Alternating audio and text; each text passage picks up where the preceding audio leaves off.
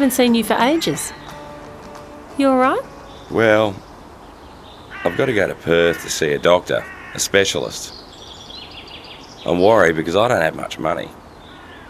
Have you heard of PATS? What's that? The Patient Assisted Travel Scheme. It's a subsidy scheme to help you get to those visits. You mean it'll pay for everything? Nah, it won't pay for everything, but it'll help. All right, what do I need to do? Well, first thing, you've got to apply to your local PATS office.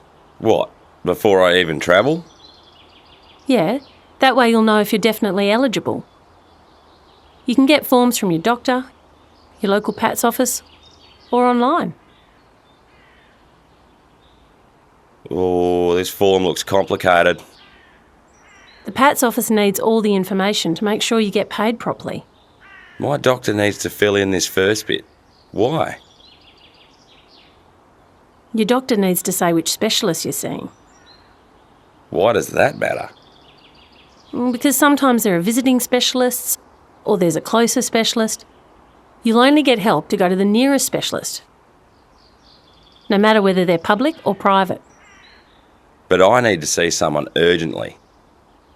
That's what my doctor said. I can't wait for a visiting specialist. Well, that's okay then. There's a box for your doctor to tick. Why do they want to know whether I've got cancer or need dialysis? Because there are some special rules for those people. Oh, it doesn't apply to me anyway. What about this air travel recommendation? Your doctor can say if you need to fly for medical reasons. Your doctor has to say what the medical reasons are. What's this about an escort? It's asking your doctor whether you need someone to help you travel. You mean someone can come with me? Only if you really need it. Like if you're in a wheelchair or you're under 18, or you're too sick to travel alone. Your doctor has to say why you have to have someone with you. Right. So I've got to fill in the rest. Is that right? That's right. What sort of things do they want to know? The usual stuff. Your name, date of birth, address. You need to live more than 100 kilometres away from your specialist to be eligible for PATS.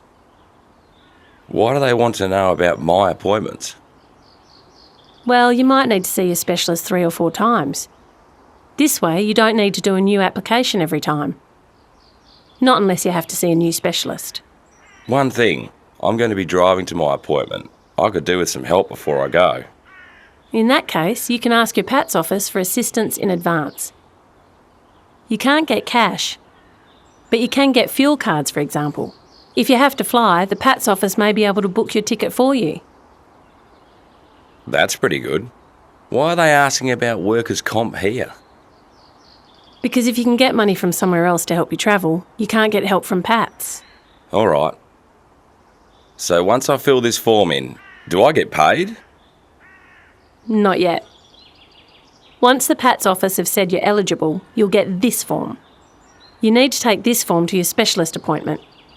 This proves you went there. So many forms. Well, PATS staff have to check that if they're giving money to people, they're entitled to it.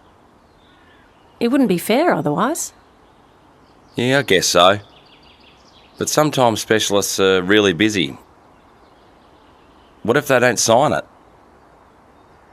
You can ask someone who works in their clinic, like the receptionist, to sign it and stamp it to show it comes from the surgery. If you're in a hospital, it might be the social worker or discharge coordinator. But if you need to fly home because you're sick or you suddenly need an escort, it has to be the specialist or another doctor who writes that. Then that's it.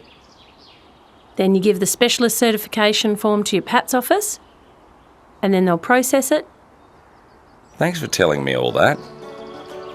And if you need to know anything else, contact your local PATS office or check the website.